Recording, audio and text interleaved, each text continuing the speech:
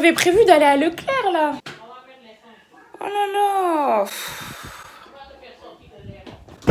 Oh non, non. Voilà pourquoi fallait pas que je me lève. Oh, je suis fâchée. Vous avez vu, j'ai voulu partir en douce. Oh, j'aime pas les plans comme ça.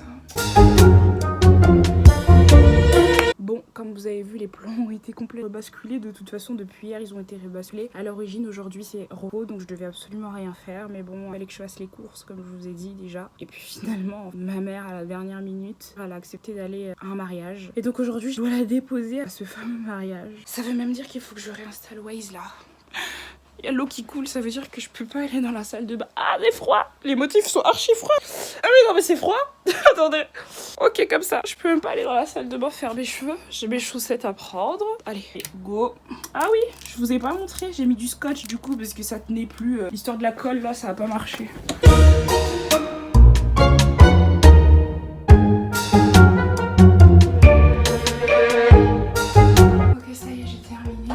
Passer à la crème. Oh, j'ai tout changé avec mes doigts, c'est tout bouillonnant.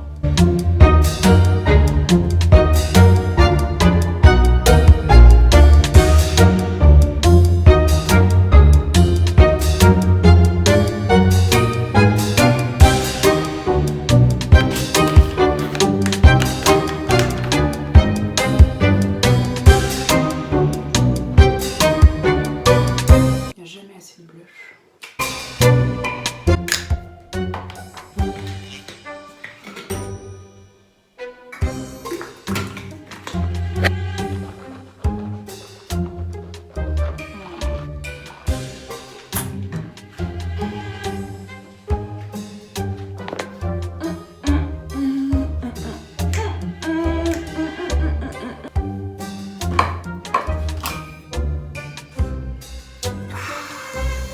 Je peux même pas vous expliquer à quel point j'aime cette sensation quand le pain en bouche vous brûle. C'est exquis.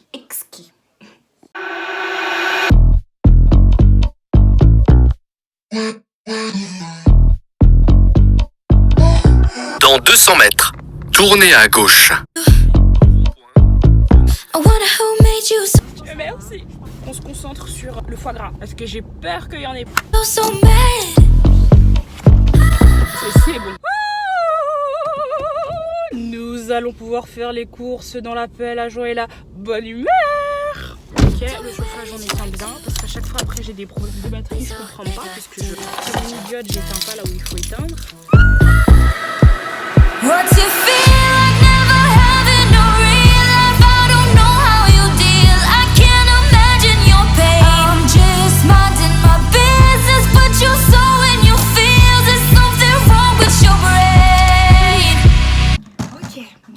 Ça y est, nous sommes rentrés. Il est 19h58, ça fait un peu de plus de 30 minutes qu'on est rentrés et on n'a absolument rien fait.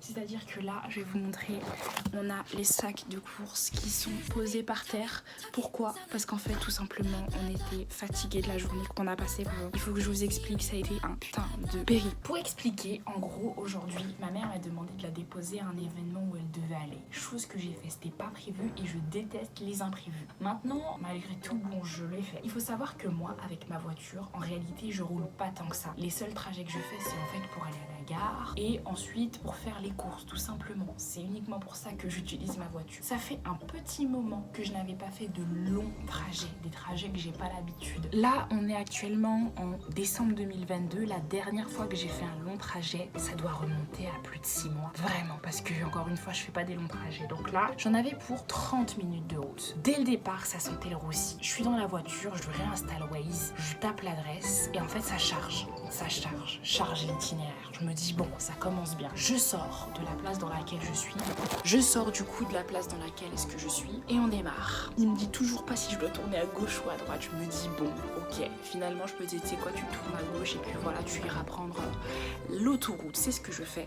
Et en fait, une fois que j'arrive sur l'autoroute, je sais plus du coup, je sais pas du tout quel chemin prendre. Il y avait soit à gauche, soit à droite. Je regarde Waze et il m'indique pas précisément où est-ce qu'il faut aller et moi je sais plus. Donc je passe par un chemin, je passe à droite, je me dis non, je pense pas que c'était là. Je regarde et c'était effectivement pas là où je vais aller. Donc il m'a fait faire demi-tour pour finalement arriver dans un endroit où je connais. Je me suis dit, si j'avais su, en fait, je serais passée par là dès le début, ça aurait été plus simple. Et bref, ça a été un enfer sur Terre parce que Waze recalculait mon itinéraire à chaque fois. Et c'était toujours dans les moments où il fallait pas. Et puis moi aussi, vu que ça faisait longtemps que j'avais pas autant conduit, bah en fait, il m'arrivait de me tromper, en fait, tout simplement de sortie, etc. Pas sur l'autoroute, mais dans la vie réelle, genre je me trompais au niveau des ronds-points et tout. Enfin, un cauchemar. Donc au lieu de prendre 30 minutes, on a pris 1 heure. Il y a vraiment un moment où je me suis arrêtée. Et j'ai dit, en fait, moi, si c'est ça, très clairement, je laisse la voiture et je rentre, en fait. C'est déjà que moi, de moi-même, j'appréhendais. Mais le fait que Waze, non seulement il recalculait l'itinéraire, et il y a à 2 reprises où il m'a dit plus de réseau. Et donc du coup, en fait, plus de réseau, bah, je sais plus du tout où me situer puisqu'il m'indique plus rien. Horrible, horrible. Enfin bref, l'essentiel de toute façon, c'est que je sois rentrée. Donc ouais. Donc au lieu de faire 30 minutes de trajet, on en a eu pour 1 heure. Et cette fois-ci, j'ai dit Waze, c'est terminado, j'utilise plan. Moi, on m'a toujours recommandé Waze en fait pour la conduite. On m'a toujours dit que c'était mieux, surtout pour l'autoroute, etc. Et c'est vrai que pendant des années, j'ai jamais eu de problème avec Waze. Et de toute façon, même quand je suis chez moi, j'ai un peu parfois des petits problèmes de Wi-Fi. Donc peut-être que ça vient de moi. Mais là, j'utilisais la 4G, donc je comprends pas. Enfin, c'est très bizarre. Là, j'ai dit, j'utilise pas du tout Waze. J'ai décidé d'utiliser plan. Il y a eu quelques petits couacs parce que je me suis trompée à certains endroits. Mais franchement, ça a été genre les 5 premières minutes. Et puis après, ça a roulé. Vraiment, après, j'ai plus eu de problème. Et puis aussi, je me suis vraiment calmée en fait. J'ai roulé plus lentement que ce qu'il faudrait rouler. Mais je me suis dit, je préfère rouler un peu plus lentement, bien regarder les panneaux, bien appréhender la route, plutôt que de rouler vite et en fait tout simplement de me tromper. Et c'est ce que j'ai fait et en fait ça a été nickel. Et finalement, je suis arrivée en 25 minutes, quelque chose comme ça, pour aller faire les courses. Donc j'étais très contente et puis ensuite on est parti faire les courses. Et bien évidemment, ce que je redoutais, toute la populace. J'ai croisé des gens que j'aime pas du tout. Donc ça c'était vraiment pas fou. J'ai croisé une fille du collège. C'était une copine quand on était au collège en 5e. En fait c'est simple, depuis la 3e je l'avais jamais vue. Mais quand je dis jamais vue, c'est genre juste croisée. En fait j'ai tourné ma tête, elle était là. Sans mentir, j'ai croisé 1, 2, 3, 4, 5, j'ai croisé 6 personnes. Et sur les 6, il y a personne que j'apprécie. Pas que je les apprécie pas, il y en a que j'apprécie pas, c'est peu. Vous savez, quand vous les croisez, vous êtes en mode, vous grattez la tête, vous savez, vous êtes comme ça. En vérité, non, je me gratte pas la tête, genre je m'en fous, genre je passe, on se croise, qu'est-ce qu'il y a, il va rien se passer de toute façon, juste, tu vois, on va pas se calculer, mais c'est juste le fait de les croiser, en fait, je préférais pas croiser ces gens-là, en fait, tout simplement. Enfin bon, sinon je vais vous faire un petit unboxing des courses que j'ai faites.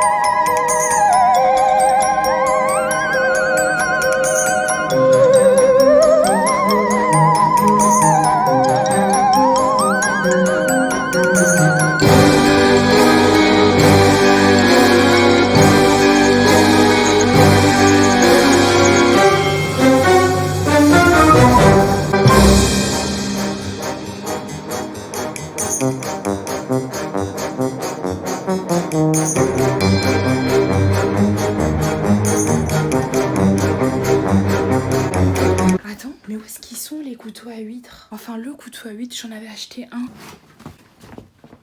Il manquerait plus qu'on les laissait. Je suis sûre qu'il était dans le caddie. Ah, mais attends, ça a touché le sol.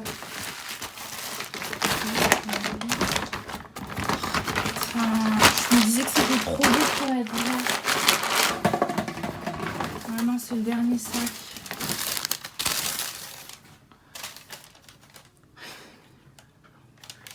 Où est-ce le capuchin?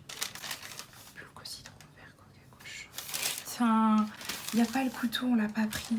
Tout ça pour ça. Bon, et bah maintenant, il va me rester qu'à ranger.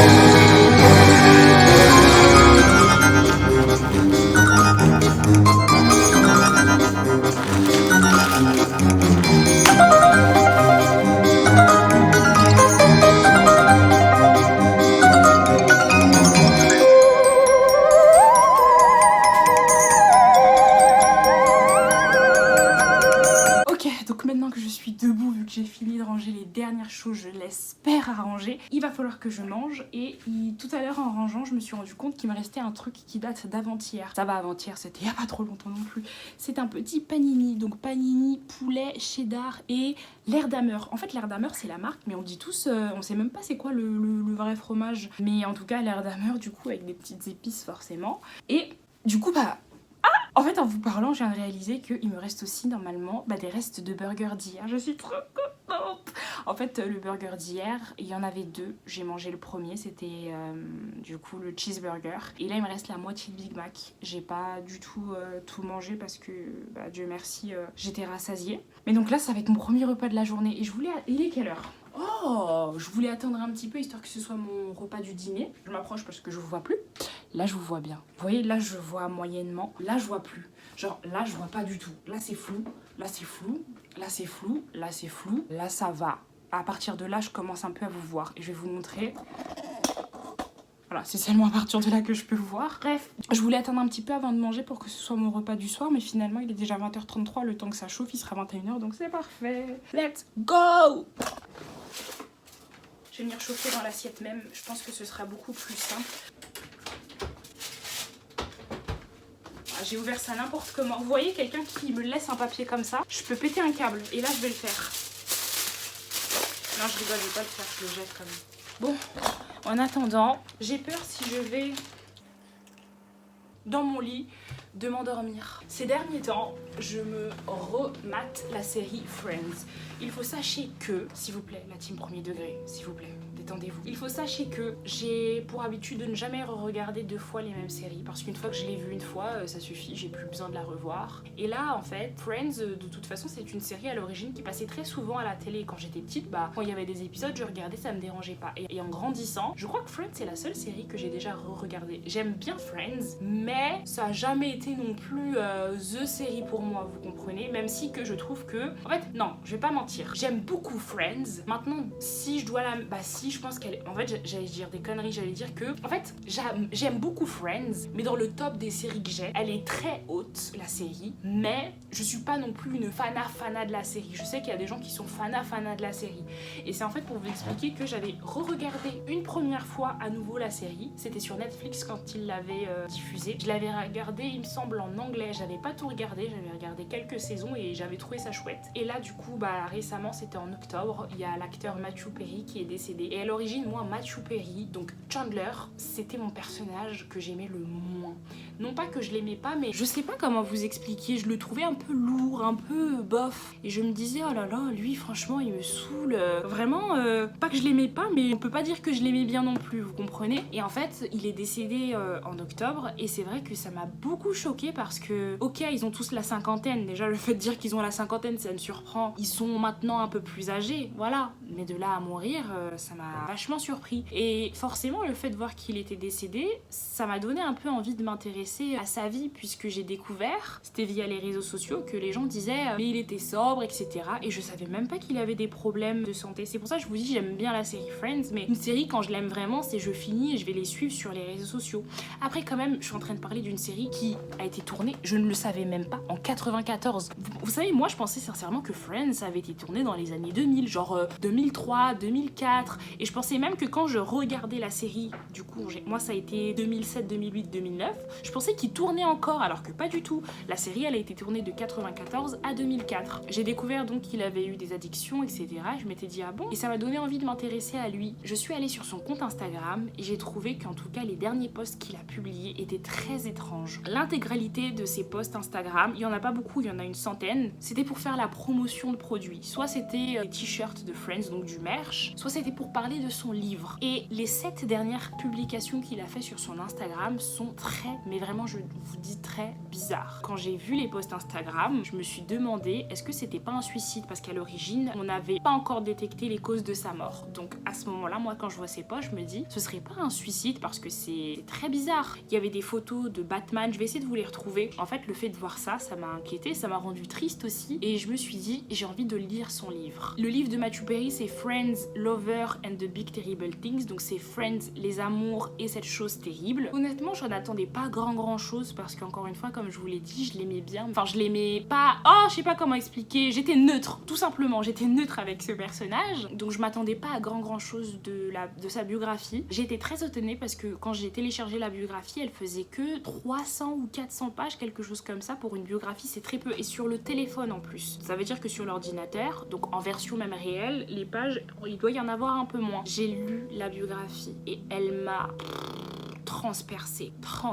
Je me suis dit mais pourquoi est-ce que je me suis pas intéressée à lui avant? Et c'est ça, je vous avais déjà parlé il y a pas longtemps de ce truc un peu morbide d'apprécier les gens une fois qu'ils sont morts. Et bah malheureusement moi je suis complètement tombée dedans. C'est en lisant sa biographie, en connaissant son histoire que en fait je l'ai adoré. Et ça m'a rendu tellement triste. Surtout qu'en fait il disait que Chandler Bing, c'est lui, Matthew Perry. Ce personnage, c'est vraiment lui à 100% dans la vraie vie. C'est bien pour ça d'ailleurs qu'on l'a casté.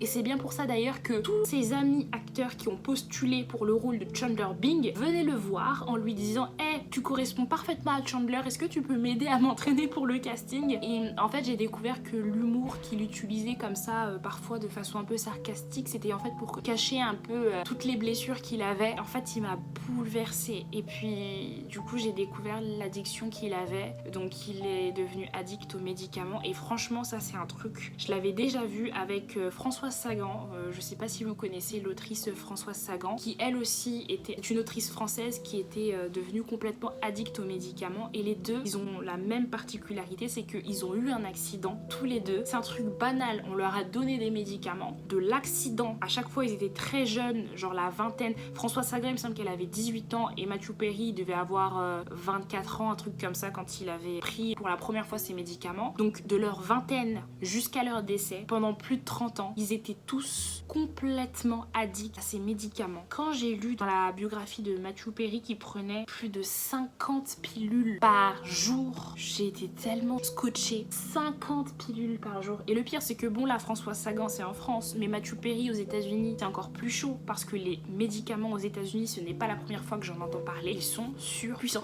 De toute façon c'est comme avec les donuts, tout est trop surpuissant chez eux. Il faut vraiment, en fait je crois vraiment que les Américains ne savent pas doser. Les Américains doivent apprendre à doser. Le sucre c'est énorme, les proportions qu'ils mettent, que ce soit dans les plats, dans les bouteilles, c'est toujours énorme. Les mêmes voitures, je sais pas si vous avez déjà vu garées parfois, elles sont énormes. Il faut doser, c'est abusé. Et donc bref, il est devenu complètement addict à ce médicament là. Il avait de toute façon avant les médicaments des gros problèmes d'alcool dès ses 16 ans ou 14 ans, enfin c'est dramatique. Et ce qui m'a fait de la peine en fait quand j'ai lu sa biographie, c'est qu'il disait qu'en fait tout au long de sa vie il se sentait pas bien, il prenait tout ça pour aller mieux en fait, mais en fait ça n'allait pas mieux. Et aussi il avait un vrai problème avec l'abandon, dans le sens où il se croyait tout, en fait il avait un vrai problème d'estime et de confiance en lui, au point où toutes les femmes qu'il a eues, il a fini malheureusement par les faire sortir de sa vie parce qu'il se sentait toujours trop nul. Il a quand même été en couple avec Julia Roberts et en fait c'est lui à chaque fois qui faisait tout capoter parce qu'il se sentait beaucoup trop inférieur à ces femmes là. Il avait l'impression qu'il ne les méritait pas et malheureusement il s'est saboté entre guillemets on va dire tout seul, mais c'est facile à dire quand t'es addict et quand t'as pas confiance en toi. Et je me dis mais c'est tellement du gâchis. Après la chose positive qu'il y a eu, c'est que lui-même il le dit, ça fait un moment déjà qu'il aurait dû décéder. Le type il était accro à l'alcool, il consommait plus de 50 pilules par jour, cocaïne. La seule drogue dans laquelle il a jamais voulu tomber, c'est l'héroïne, parce que ça l'effrayait. C'est quelque chose quand même, l'héroïne, où on est vraiment dans un autre level, et il voulait pas tomber là-dedans. La cigarette, il fumait à fond, et c'était au point où, à partir du moment où il s'est sevré à la fin de sa vie, on lui a dit que même les cigarettes, s'il arrêtait pas, il allait mourir. Et je sais pas, voir ce personnage aussi tourmenté, ça m'a rendu tellement triste. Et il le disait, 2 ans après avoir eu le succès, en fait il s'est rendu compte que ça ne le rendrait jamais totalement heureux. Et ce qui m'a fait le plus mal, c'est que à la fin du livre, il disait qu'il allait beaucoup mieux, il s'était sevré, et surtout il espérait maintenant qu'il allait enfin à 54 ans pouvoir fonder une famille. Il espérait pouvoir trouver une femme et avoir un enfant. Et ce livre là il est sorti en 2022, donc c'est tout récent, c'était il y a 1 an, et je vous avoue que vraiment ça m'a fait pleurer, parce que je me suis dit malheureusement 1 an plus tard, après avoir écrit ces choses là et ses souhaits, il a pas pu les réaliser. Il est décédé avant de pouvoir réaliser ses souhaits, ses rêves. Et rien que d'en parler, ça me touche encore, parce que je me dis que c'est pas juste. Je me dis mais pourquoi en fait il avait l'air vraiment d'être une belle personne et de mériter en fait de pouvoir tout simplement être heureux. Et malheureusement ça l'a pas fait. C'est dramatique, et vous voyez, c'est ces choses-là un peu de la vie où des fois je me dis mais merde. Et puis en plus lui il est devenu connu à une époque, donc dans les années 90, où je trouve on parlait pas encore assez de santé mentale. Aujourd'hui ça va peut-être être un peu horrible, je trouve qu'on en parle, j'allais dire trop, pas trop, mais on en parle énormément, et il y a parfois des bons côtés et parfois des gens en fait justement qui en usent et qui en abusent et qui malheureusement gâchent pas mal le message qui est porté à travers la santé mentale. Lui il a percé dans les années 90, à une époque où on n'en parlait pas beaucoup, et je me dis que s'il avait percé un peu plus tard, peut-être qu'il aurait pu, je sais pas, aller voir une psychologue, essayer de je sais pas, il aurait pu essayer d'aller mieux, de travailler sa confiance en soi. Ça me rend triste, mais je me dis qu'il a quand même vécu jusque 54 ans, il aurait pu mourir beaucoup plus tôt au vu de tout ce qu'il faisait. C'est comme ça. Et donc forcément le fait d'avoir découvert son histoire, ça me donnait envie un peu de regarder Friends, surtout que j'ai plus rien à regarder. Et les premiers épisodes, honnêtement ça a été très difficile, parce que en fait il est passé de je m'en fous en fait de ce personnage à je tiens à lui. Et d'autant plus que dans le livre, et c'est ça qui est terrifiant, il disait que au travers des saisons de Friends, on peut voir l'évolution de ses addictions. Quand il était gros, c'était l'alcool, et quand il était tout maigre, c'était la cocaïne, plus les médicaments. Et c'est 100% vrai, puisque là je peux vous dire, j'ai commencé en octobre, on est en décembre, je suis actuellement à la saison 9, il me reste une seule saison. Effectivement on voit l'évolution, mais quand je vous dis que c'est choquant, c'est vraiment choquant. Et en plus j'en ai parlé à une amie récemment, elle m'a dit bah oui je savais. J'ai dit ah bon? Elle m'a dit bah oui, il y a un moment où je regardais, il était tellement maigre, j'ai dit lui c'est la drogue. Et j'ai dit mais moi c'est des trucs très sincèrement je ne remarque pas. J'ai regardé les épisodes de Friends normalement sans jamais me dire ce type là il a un problème. Et en fait en re-regardant du coup pour la 3e fois avec un œil cette fois-ci aiguisé, je me suis dit mais oui, il était à, je crois que c'était la saison 3, maigre, mais maigre. C'était au point où même lui il le disait, les costumiers de Friends n'arrivaient même pas à lui trouver des habits adaptés. Tous les habits qu'il portait quand il était devenu tout maigre, il lui flottait tellement il était maigrichon. Enfin bref, voilà, j'ai pas envie de rentrer dans la déprime, mais petite pensée pour lui. Je pense que c'est aussi important un peu d'en parler. Et je sais que c'est aussi très facile de juger en se disant ouais mais il avait qu'à arrêter la drogue. Je pense qu'on est personne pour être à sa place, et je pense que c'est plus facile à dire. Et voilà. Et aussi c'est vraiment au travers de son histoire, je l'avais jamais réalisé avant mais je le réalise aujourd'hui, que en fait le divorce c'est quelque chose qui a vraiment une importance. Dieu merci, moi mes parents ils sont toujours ensemble, et voilà, je suis très reconnaissante à propos de ça. J'ai pas, même je crois si je réfléchis, dans mon entourage de personnes qui... Non, dans mon entourage je connais personne qui a des parents divorcés, si ce n'est peut-être une tante, mais sinon mis à part ça, tous les gens que toutes mes copines par exemple, elles ont toujours leurs parents qui sont ensemble, et du coup c'est beau, mais c'est à travers son témoignage que j'ai réalisé à quel point le divorce c'est quelque chose qui peut briser une vie, parce que pour son histoire à lui, tout part de là. C'est le fait qu'en fait ses parents aient divorcé. La première chose qu'il s'est dit quand ses parents ont divorcé, c'est est-ce que c'est à cause de moi?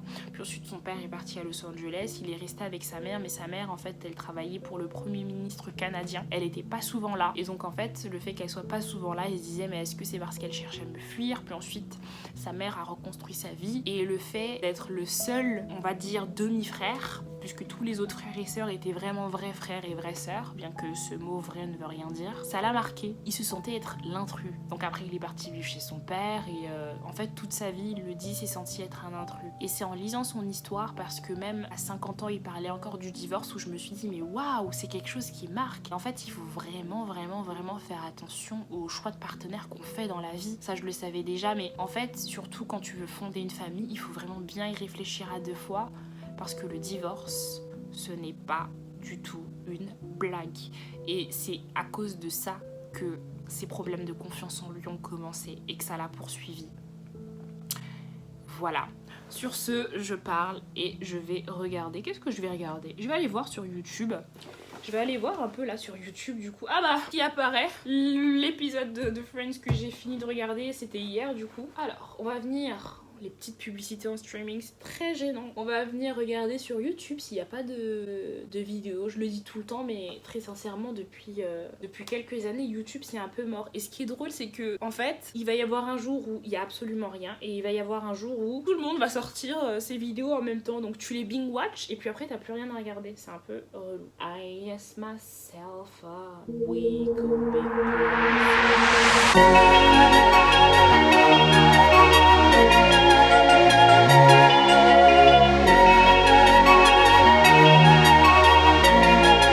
Voilà, c'est ce que je pensais, il n'y a absolument rien, donc je vais peut-être regarder une série et puis voilà quoi, c'est tout. It's a beautiful day at the beach. I was losing my mind for about a week until I could call you up. I'll meet you at the waterline. Birds are flying up above. We both need a little love. Ok, donc nous allons venir ouvrir les moules, à savoir que je n'ai jamais fait ça de ma vie, c'est une première, donc on va voir. J'ai même pas les couteaux, donc j'ai pris les couteaux qu'on a à la maison, on va voir.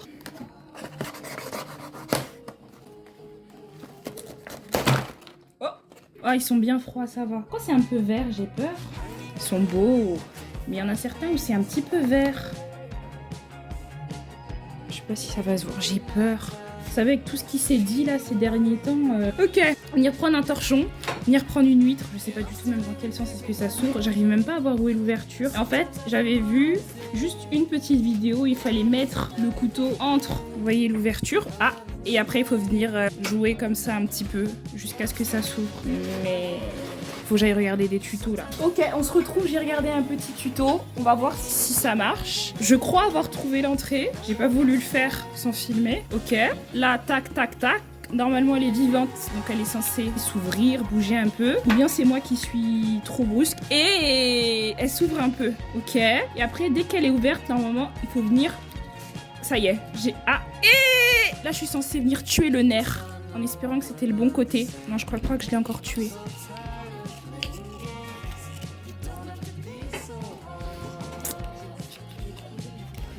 C'est peut-être en haut le nerf. Elle s'ouvre, mais elle s'ouvre pas complètement. Et je sais que si je fais pas gaffe, elle va se refermer. Nabou, il me faut une petite assiette. J'ai besoin d'un commis pour une petite assiette, s'il vous plaît. Je crois que je l'ai ouvert à l'envers. Je trouve pas le nerf et ça s'ouvre pas plus que ça. J'ai pas envie de la péter. Je suis un peu perdue. J'ai dû l'ouvrir à l'envers. Si tu veux, je te prête ma Switch et tu regardes. Oui, je veux bien, s'il te plaît.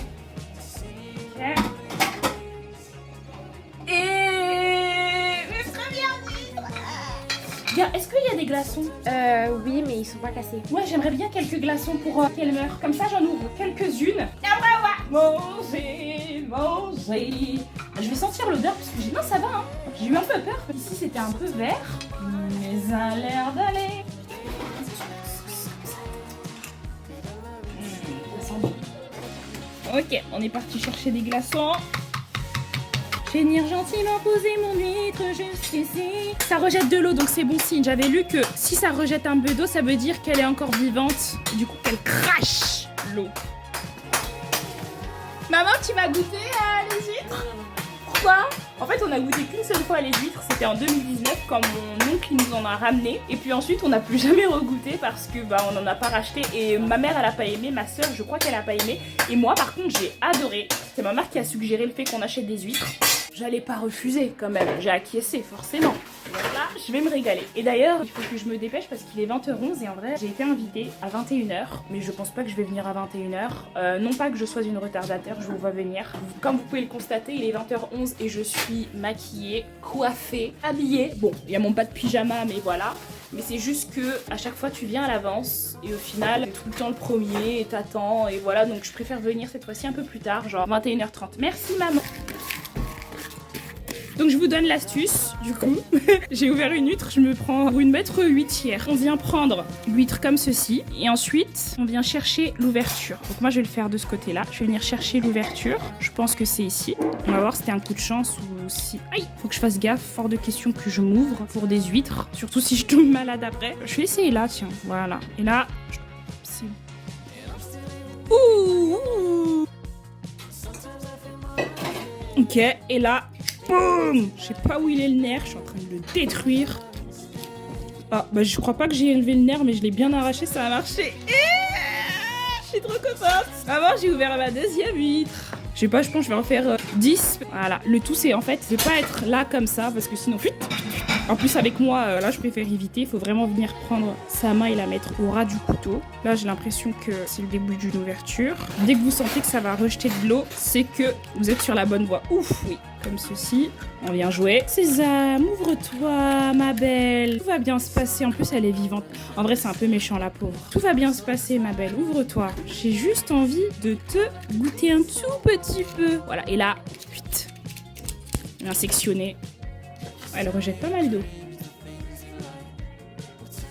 Regardez-moi ça, si c'est pas beau. Oh là là là là là là là là là. Ici, je vais venir prendre le mélange vinaigre de vin avec un peu d'échalote. Ok, ça me paraît plutôt honnête. Je vais venir prendre celui-là. J'hésite à ramener du sel, je pense pas. Ok. Moi, je sais.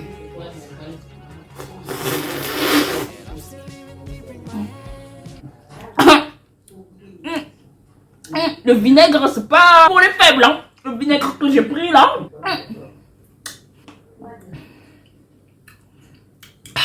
C'est bon. Je me demandais si l'avis que j'avais eu il y a 2 ans c'était juste comme ça ou si vraiment c'était bon. Et oui, c'est bon. Par contre, c'est vrai que je vais peut-être mettre un peu de citron. Waouh!